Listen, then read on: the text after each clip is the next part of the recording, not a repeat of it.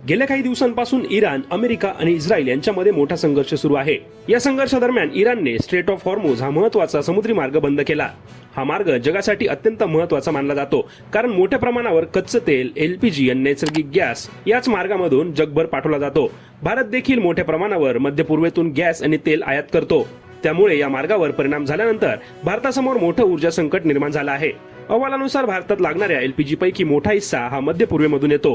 त्यामुळे पुरवठा कमी झाल्याने काही ठिकाणी गॅस सिलेंडरचा तुटवडा जाणवू लागला आहे। याच पार्श्वभूमीवर सरकारने आता नवीन आदेश जारी केला आहे। या आदेशानुसार ज्या लोकांकडे पीएनजी कनेक्शन आहे त्यांना एलपीजी सिलेंडर देण्यात येणार नाही।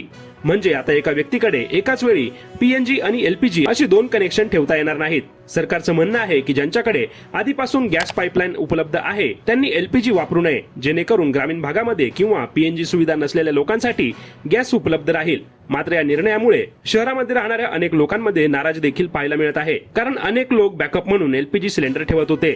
तज्ञांचं म्हणणं आहे की जर मध्य पूर्वेतील परिस्थिती आणखी गंभीर झाली तर भारतामध्ये पेट्रोल, डिझेल आणि गॅसचे दर मोठ्या प्रमाणावर वाढू शकतात। त्यामुळे सरकार आतापासूनच तयारी करत असल्याचं दिसत आहे। सरकारचा हा निर्णय तुम्हाला योग्य वाटतो का, की यामुळे सामान्य नागरिकांना त्रास होईल? तुमचं मत कमेंटमध्ये नक्की सांगा। व्हिडिओ आवडला असेल तर व्हिडिओला लाईक करा, चॅनलला सबस्क्राईब करा आणि अशाच महत्त्वाच्या अपडेटसाठी बेल आयकॉन दाबायला विसरू नका।